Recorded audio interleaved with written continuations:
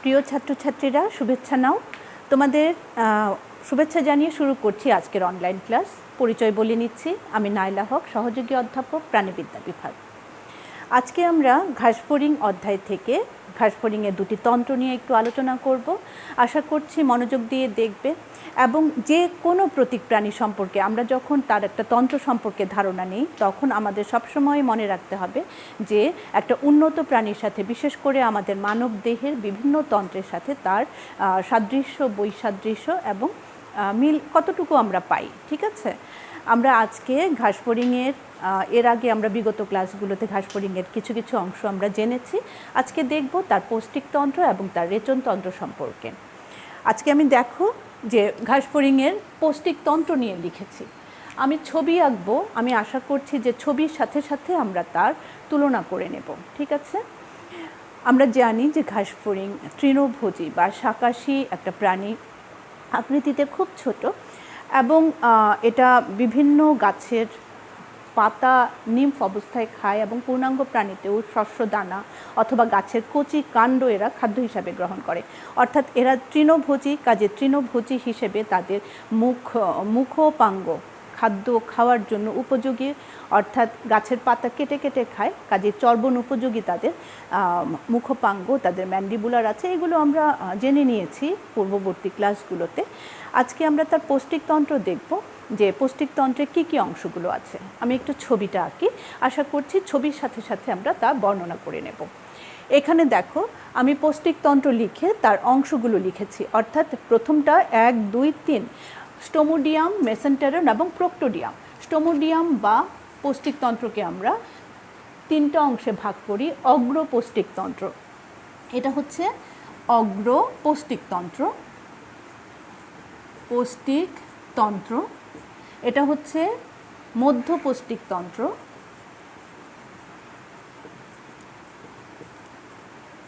আর proctodaeum হচ্ছে পশ্চাৎ পৌষ্টিকতন্ত্র। পৌষ্টিকতন্ত্র সম্পর্কে যদি তোমরা ছবিটা আঁকো, আমার মনে হয় ছবির সাথে সাথে আমরা তার অংশগুলোকে সম্পর্কে একটা ধারণা নিয়ে যাব এবং তার পরবর্তীতে আরও কিছু অংশ আমরা দেখব। স্টোমোডিয়াম বা অগ্র, মেসেন্টেরন এবং প্রোক্টোডিয়াম। আমি এখানে ছবিটা আঁকছি, এটার মুছে নেই। মুখ ছিদ্র, অর্থাৎ তাদের মুখোপাঙ্গ থাকে, সেই মুখোপাঙ্গের মাধ্যমে তারা খাদ্য গ্রহণ করে এবং মুখ ছিদ্রের পরে থাকে গলবিল বা গ্রাসনালী এবং তারপরে থাকে তাদের ক্রপ। যে জিনিসটা মানব দেহের ক্রপ কিন্তু নাই। ঠিক আছে, আমাদের এই জিনিসগুলো একটু খেয়াল করবে। ক্রপ এবং ক্রপের পরে থাকে মাংসল গিজার্ড। এইটুক অংশ আমরা একটু চিহ্নিত করি। এটা হলো মুখ ছিদ্র, গ্রাসনালী, ক্রপ, এটা হচ্ছে গিজার্ড।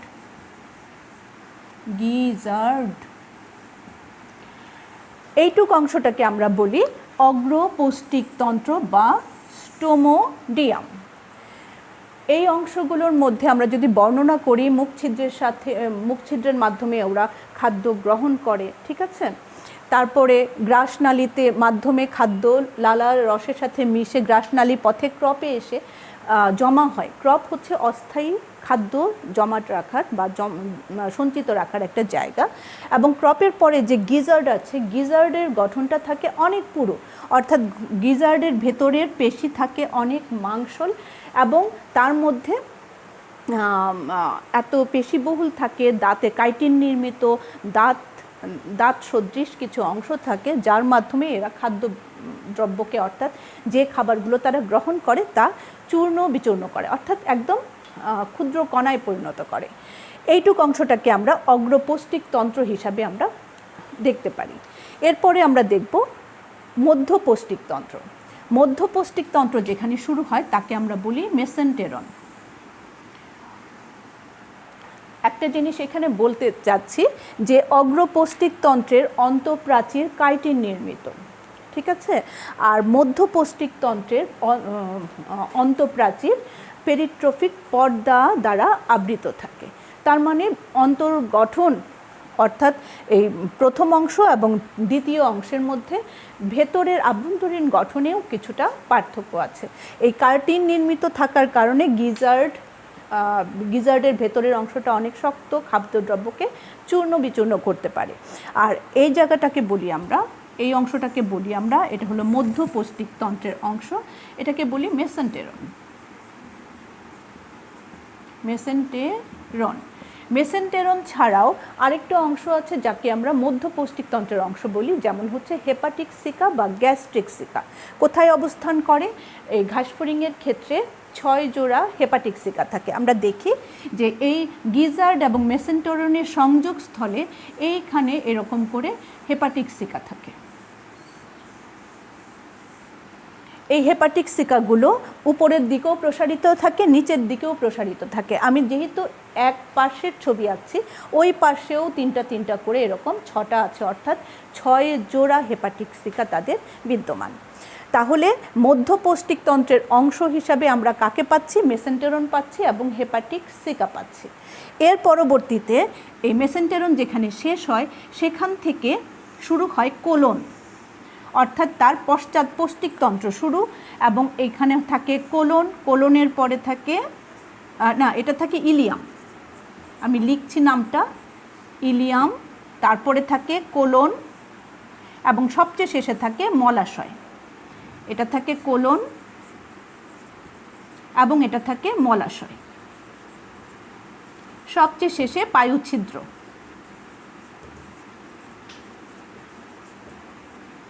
তোমরা দেখতে পাচ্ছ ইলিয়াম, কোলন, মলাশয় এবং পায়ুছিদ্র। এই অংশটা হচ্ছে পশ্চাৎপৌষ্টিকতন্ত্র, বা যাকে আমরা আরেকটা নাম বলি সেটা হচ্ছে প্রোক্টোডিয়াম। খাদ্যদ্রব্য যা পরিপাক হওয়ার তা খাদ্য ভেতরে আসে অগ্রপৌষ্টিকতন্ত্র দিয়ে, তারপর হচ্ছে মেসেন্টেরনের মধ্যে তাদের খাদ্য পরিপাক ক্রিয়াটা সম্পন্ন হয়, এবং এই মেসেন্টেরনের পরে ইলিয়াম, কোলন এবং মলাশয়ের মাধ্যমে যাদের অপাচ্য অংশগুলো, সেই অপাচ্য অংশগুলো দেহ থেকে নিষ্ক্রান্ত হয় এই পায়ুপথে। এখানে আমরা পৌষ্টিকতন্ত্র, এখানে আরেকটা জিনিস আমি দেখানোর জন্য এই ছবিটা আসলে, যে এই যে মেসেন্টেরন এবং ইলিয়াম এর সংযোগস্থলে অনেকগুলো সূক্ষ্ম সুতার মতো অংশ থাকে। এইরকম করে সুতার মতো অংশ এইখানটাতে থাকে। এই সুতার মতো, এটা অসংখ্য বলে, অনেক বইয়ে তোমরা পাবে যে প্রায় 100-র মতো এরকম সূক্ষ্ম সুতার মতো নালী কতগুলো তাদের এই দেহ গহ্বর বা হিমোসিলের মধ্যে, হিমোলিম্ফের মধ্যে ভাসমান থাকে এবং উৎপন্ন হয় মধ্য এবং পশ্চাৎ পৌষ্টিকতন্ত্রের মাঝখান থেকে। ঠিক আছে, এগুলোকে বলি আমরা মালপিজিয়ান নালিকা। আমরা নামটা লিখি মালপিজিয়ান নালিকা। এই মালপিজিয়ান নালিকার কথা আমরা বিশেষভাবে উল্লেখ করব, কারণ এটাই হচ্ছে আর্থ্রোপোডা পর্বের প্রাণীদের রেচন অঙ্গ, প্রধান রেচন অঙ্গ।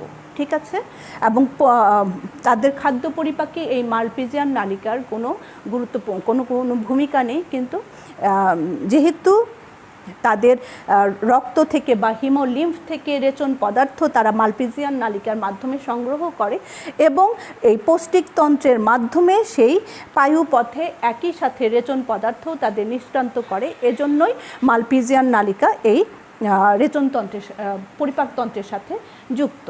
ঠিক আছে, এখন আমরা যেহেতু আমরা পৌষ্টিকতন্ত্রটার সম্পূর্ণ ছবিটা আঁকলাম, এখন আমরা একটু কথা বলি যে এরা যেহেতু তৃণভোজী, ঘাস লতাপাতা খায়, এই বা শস্য দানা তারা খাদ্য হিসাবে গ্রহণ করে।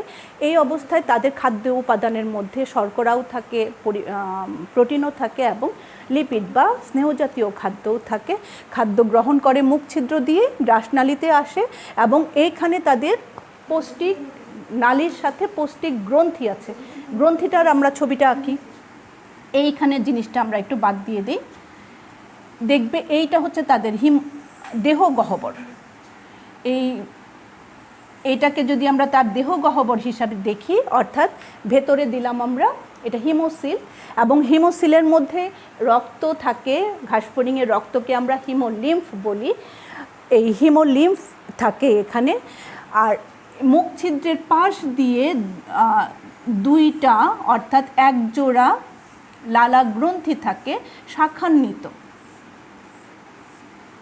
আমি নামগুলো মুছে দিচ্ছি। এখানে লালা গ্রন্থি থাকে, এরকম করে শাখান্বিত লালা গ্রন্থি।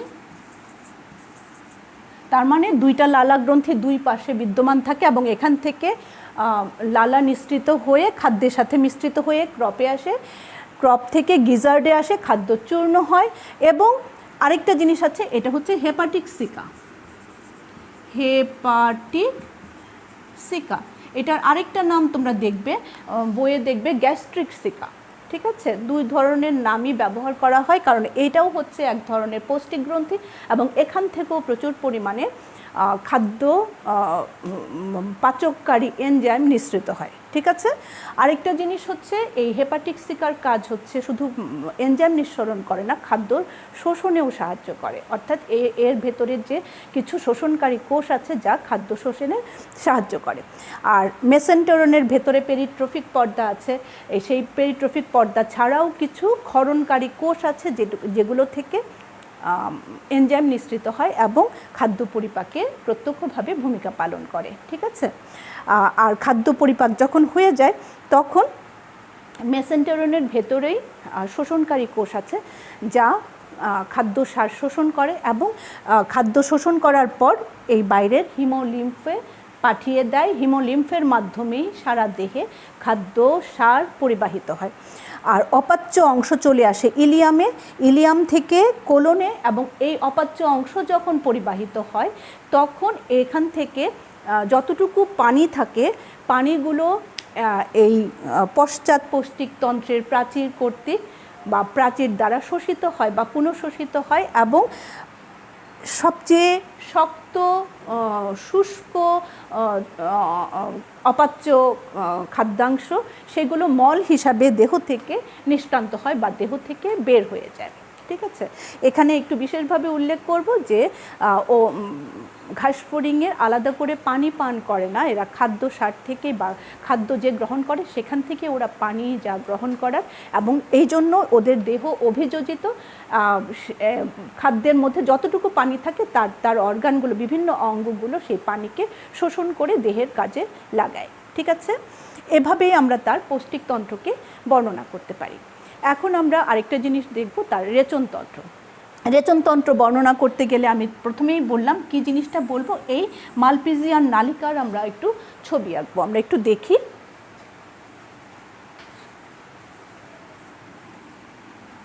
এই ছবিটা আমরা একটু আঁকি। দেখবে রেচন কাকে বলে, রেচন তন্ত্র। রেচন কাকে বলি আমরা, দেহ থেকে নাইট্রোজেনজাত বর্জ্য পদার্থ যে প্রক্রিয়ায় শরীর থেকে বের হয়ে যায় তাকে আমরা বলি, বা বের করার পদ্ধতিকে বলি আমরা রেচন, এবং যে তন্ত্র এই কাজে নিয়োজিত তাকে আমরা বলি রেচন তন্ত্র। এদের রেচন তন্ত্রের প্রধান রেচন অঙ্গ হচ্ছে মালপিজিয়ান নালিকা। এছাড়াও আমি বলবো মানুষের কোনটা, মানুষের রেচনতন্ত্রের মধ্যে প্রধান রেচন অঙ্গ হচ্ছে বৃক্ক। ঠিক আছে, কিন্তু এদের ক্ষেত্রে আমরা দেখব মালপিজিয়ান। এখন তোমরা একটু তুলনা করবে, আমরা বৃক্কের গঠন একবার দেখব, আরেকবার দেখব মালপিজিয়ান নালিকার যে দুটো আলাদাভাবে কাজ করে। ঠিক আছে, তবে মনে রাখবে নাইট্রোজেনজাত বর্জ্য সবসময় রক্ত থেকেই গ্রহণ করা হয়। ঠিক আছে, আমাদের রক্তকে ছেঁকেই আমরা বৃক্কের মাধ্যমে নাইট্রোজেনজাত বর্জ্যকে আলাদা করি, এবং আর্থ্রোপোডা পর্বভুক্ত প্রাণীরাও হিমোলিম্ফ থেকে রেচন পদার্থ গ্রহণ করে এবং মালপিজিয়ান নালিকার মাধ্যমে, এবং এটা পৌষ্টিকতন্ত্রের মাধ্যমে পায়ুর সাথে বা মলের সাথে পায়ুপথে বের হয়ে যায়। এখন রেচনতন্ত্র বলতে গেলে আমরা দেখি, আমরা যদি একটু অংশ আঁকি, এটা হচ্ছে মেসেন্টেরনের অংশ, তোমরা একটু খেয়াল করো, মেসেন্টেরন, এবং এটা হচ্ছে ইলিয়াম। মাঝখানে যে অংশটা সেই জায়গা থেকেই বের হয় নালি। এই রকম করে অনেক, আমি একটা ছবি আঁকলাম, যে একটা আমি বড় করেই আঁকি না, একটা বড় করে ছবি আঁকলাম। এটা হচ্ছে মালপিজিয়ান নালিকা।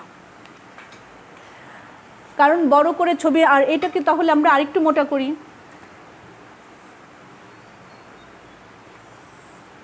এটা হচ্ছে তার পশ্চাৎপষ্টিকতন্ত্র, এটা হচ্ছে পায়ুছিদ্র, আর এটা হচ্ছে মেসেন্টেরন।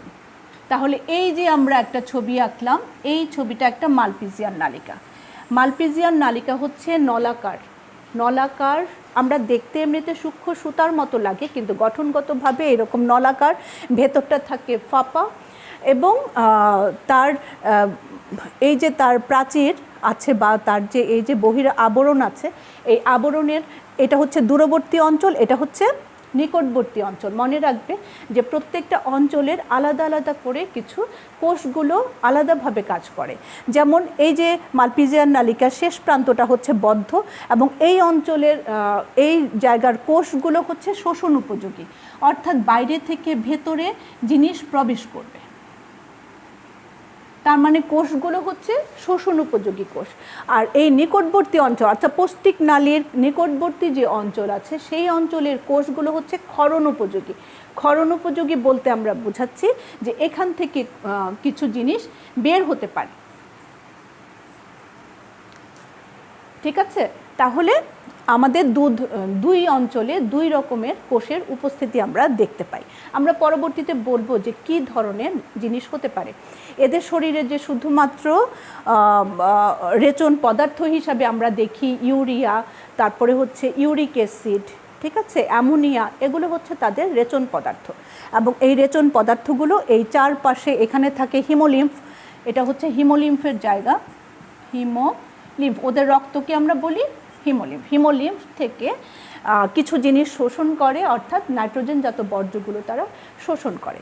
এখন কিভাবে কাজটা হয়, তার আগে এই একটা মালপিজিয়ান নালিকার প্রস্থচ্ছেদের চিহ্নিত চিত্র আমরা একটু দেখে নিই, কারণ কিভাবে নাইট্রোজেনজাত মালপিজিয়ান নালিকা কাজ করে তা আমরা বুঝব।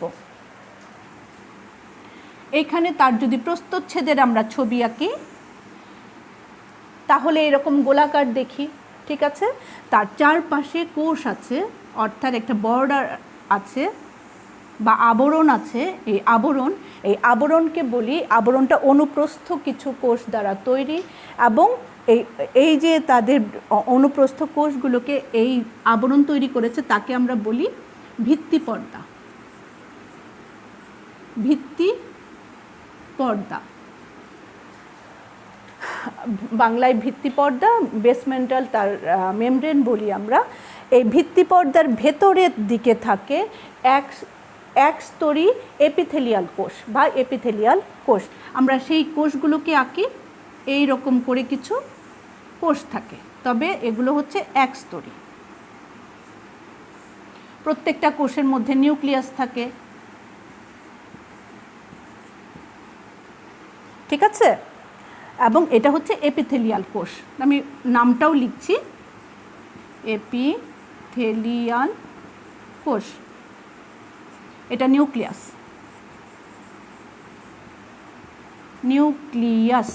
আমি এইভাবে লিখলাম। এর ভেতরে যে অংশটা বা ভেতরের যে এই অংশটা আমি মসৃণ এঁকেছি, এই জায়গাটা আমি মুছে ফেললাম। এই জায়গাটা মসৃণ থাকে না, এই জায়গায় মাইক্রোটিবিউল দিয়ে ঘন সন্নিবিষ্ট হয়ে কতগুলো সিলিয়া আকৃতির গঠনের মাধ্যমে এর ভেতরের প্রাচীরটা তৈরি করা। অর্থাৎ এইটা হচ্ছে মাইক্রোভিলাই দিয়ে তৈরি, মাইক্রোটিবিউলস নয়, মাইক্রোভিলাই দ্বারা তৈরি, এবং একসাথে হয়ে সিলিয়া তো বুঝতে পারো, ক্ষুদ্র রোমের মতো, ঠিক আছে, যেগুলো নড়াচড়ায় সঞ্চালনে ভেতরে তরল পদার্থ নড়াচড়া করতে পারে, দিয়ে একটা বর্ডার তৈরি করেছে। যেহেতু এটা দেখতে ব্রাশের মতো লাগে, অর্থাৎ আমাদের টুথব্রাশ আছে যেরকম, সেরকম ব্রাশের মতো লাগে, সেই জন্য এই বর্ডারটাকে বা এই আবরণটাকে বলা হয় ব্রাশ বর্ডার। এটাকে বলি আমরা ব্রাশ বর্ডার। এটা হচ্ছে মাইক্রোভিলাই দ্বারা তৈরি ঘন সন্নিবিষ্ট কিছু সিলিয়া। তো এই অংশটাকে ব্রাশ বর্ডার বলি, এবং ভেতরের যে ফাঁপা গহ্বর আছে, অর্থাৎ এই যে ফাঁপা গহ্বরটা আছে, এই ফাঁপা গহ্বরটাকে বলি আমরা লুমেন বা গহ্বর। এটাকে আমরা চিহ্নিত করি লুমেন। তাহলে এই ছবিটা তোমরা দেখেই বুঝতে পারছো যে একটা মালপিজিয়ান নালিকার যদি আমরা প্রস্থচ্ছেদ করি আমরা কি কি অংশগুলো পাই।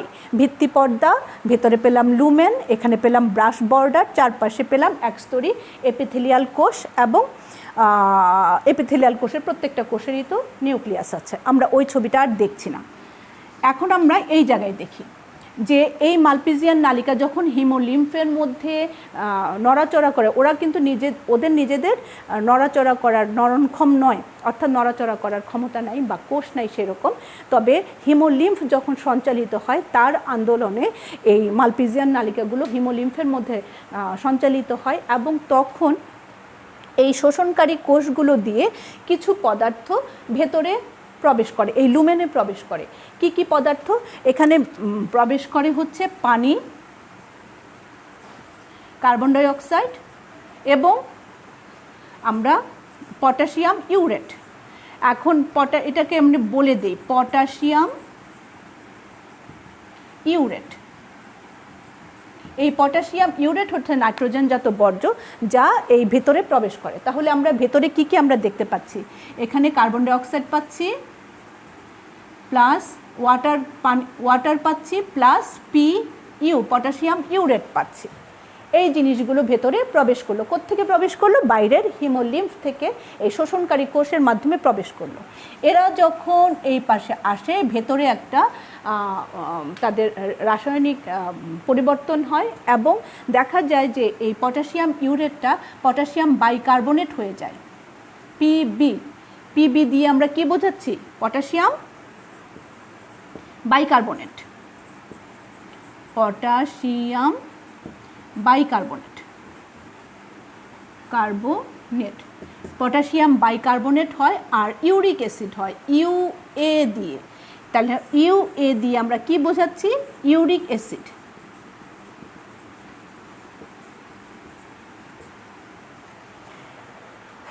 যখন এরা রাসায়নিক পরিবর্তন হয়ে পটাশিয়াম বাইকার্বনেট হয় এবং ইউরিক অ্যাসিড হয়, ঠিক আছে, এবং কিছু পানি থাকে।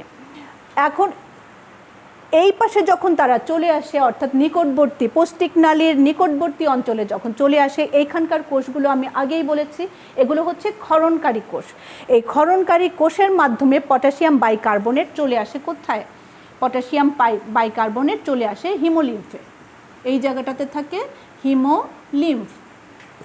পটাশিয়াম বাইকার্বনেট হিমোলিম্ফে চলে আসে, আর ইউরিক অ্যাসিড থেকে কিছু পরিমাণ পানি শোষিত হয়, অর্থাৎ এখান থেকে কিছু পানি বাইরে বের হয়ে আসে, ঠিক আছে।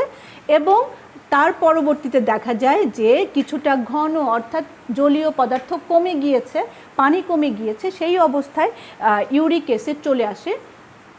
এটাকে ইউরিক অ্যাসিড দিব। ইউরিক অ্যাসিড চলে আসে পৌষ্টিক নালীতে, এবং পৌষ্টিক নালীর অবশ্যই এটা নিচের দিকে নামবে। এই জায়গাটাকে বলি আমরা ইলিয়াম, তারপরে আছে কোলন, এবং সবচেয়ে শেষে হচ্ছে মলাশয়। যখন এটা নিচের দিকে নামে তখন একটা জিনিস মনে রাখবে যে ইউরিক অ্যাসিডটা এখানে আসলো, নিচের দিকে নামবে, এবং যত এটা নিচের দিকে নামে ততই এই পশ্চাৎ পৌষ্টিক নালীর প্রাচীর, এই জায়গার প্রাচীরটা থাকে পানি শোষণকারী কোষ দ্বারা তৈরি, অর্থাৎ এইখানে পানি পুনঃশোষিত হয়। তার মানে এই পাশে চলে যায় পানি। ইউরিক অ্যাসিড থেকে পানি সবসময় শোষিত হতে থাকে, এবং এটাখানে ওয়াটার চলে আসে, এবং ইউরিক অ্যাসিড আরও ঘন হয়ে যায়, এবং সবচেয়ে শেষে ইউরিক অ্যাসিড দানায় পরিণত হয়, অর্থাৎ সম্পূর্ণ পানি প্রায় এই রেকটামের প্রাচীর দ্বারা শোষিত হয়ে যায়, এবং মলের সাথে ইউরিক অ্যাসিড দানা, শুষ্ক ইউরিক অ্যাসিড দানা দেহ থেকে নিষ্ক্রান্ত হয়। এভাবে তাদের রেচন কাজটা সম্পন্ন হয়। তাহলে আমরা বর্ণনা করে দেখলাম যে কিভাবে এদের রেচনতন্ত্রের কি অংশ আছে কি, আর কিভাবে রেচন পদার্থটা দেহ থেকে বের হয়ে যায়। আশা করি জিনিসটা বুঝতে পারছো। আরেকটা জিনিস আছে, এটা হচ্ছে তার মূল রেচন অঙ্গ। এছাড়াও তার হিমোলিম্ফের মধ্যে, অর্থাৎ হিমোলিম্ফ বা রক্তর মধ্যে, আমরা যখন রক্ত পরিবহন তন্ত্র পড়েছিলাম তখন দেখেছিলাম একটা পেরিকার্ডিয়াল সাইনাস আছে, ঠিক আছে। পেরিকার্ডিয়াল সাইনাস হচ্ছে যেখানে হৃৎপিণ্ড থাকে যে প্রকোষ্ঠে, সেই হৃৎপিণ্ডের পাশে কিছু নেফ্রোসাইট কোষ থাকে। সেই নেফ্রোসাইট কোষগুলো এই ইউরিক পদার্থ অর্থাৎ নাইট্রোজেনজাত বর্জ্য কিছু ধারণ করে এবং এগুলো দেহ থেকে বের করার কাজে সাহায্য করে, অর্থাৎ হিমোলিম্ফের মধ্যে অন্য জায়গায় নিয়ে আসে, মালপিজিয়ান নালিকার মাধ্যমে তা বের হয়। এছাড়াও কিছু ফ্যাট বডি আছে, অর্থাৎ ওদের রক্তের মধ্যে কিছু ফ্যাট বডি আছে যার মাধ্যমে কিছু রেচন পদার্থ বের হয়। আরেকটা জিনিস বলবো, সেটা হচ্ছে খোলস নির্মোচন। আমি এই কথাটা আগেও বলেছি যে ওদের যখন ওই যে এক একটা নিম্ফ দশা আকৃতিতে বড় হয়, তখন 5টা নিম্ফ দশা আছে, যখন আকৃতিতে বড় হয় প্রতিবারই তাদের খোলস মোচন বা মল্টিং করতে হয়। যখন একটা নিম্ফের যে ওই কাইটিন নির্মিত আবরণ, তাদের এই কাইটিন নির্মিত আবরণের নিচে তাদের রেচন পদার্থ কিছু জমা হয় এবং এক একবার খোলস মোচনের সাথে সাথে তাদের রেচন পদার্থ তাদের দেহ থেকে বের হয়ে যায়, ঠিক আছে, বা শরীর থেকে আলাদা হয়ে যায়। কাজে এভাবেও তাদের, ওগুলোকে বলি আমরা আনুষঙ্গিক রেচন অঙ্গ। তো এভাবে দেখা যাচ্ছে যে আমরা যে কোনোভাবেই ঘাসফড়িংয়ের রেচনতন্ত্রকে বর্ণনা করতে পারি। এখন যদি একটু তুলনা করো যে মানুষের হচ্ছে বৃক্কের রক্ত থেকে রেচন পদার্থগুলো ইউরিয়া, ইউরিক অ্যাসিড, ক্রিয়েটিনিন, ঠিক আছে, এগুলো আমরা বের করি মূত্রের আকারে, অর্থাৎ পায়ুর সাথে বা মলের সাথে কিন্তু আমাদের রেচন পদার্থ বের হয় না। আমাদের রেচন পদার্থ বের হয় আলাদা একটা তন্ত্রের মাধ্যমে, সেটার পথও আলাদা, সেটা হচ্ছে মূত্রের সাথে। এইরকম করে আমরা যদি পাশাপাশি রেখে মানুষের বা উন্নত প্রাণীর রেচনতন্ত্র বা পরিপাকতন্ত্রের সাথে একটা অনুন্নত প্রাণীর যে কোনো তন্ত্রকে আমরা তুলনা করি বা দেখি, দুইটা সম্পর্কে আমাদের একটা পরিষ্কার ধারণা হবে। তো আশা করছি যে আজকের মতো আমরা ক্লাসটা এখানেই শেষ করব। যে জিনিসগুলো আমি এঁকেছি বা বর্ণনা করেছি, তোমরা সেই জিনিসগুলো পরিষ্কারভাবে খাতায় এঁকে, আমি সবসময় বলবো খাতায় এঁকে পরিষ্কারভাবে যদি তোমরা চিহ্নিত করে যদি জিনিসটা জানো, সব কিছুই বুঝতে অনেক সহজ হবে। এবং আমি চেষ্টা করেছি তোমাদের বোঝানোর জন্য, আশা করছি বুঝতে পারবে। আজকের মতো শেষ করছি, ধন্যবাদ।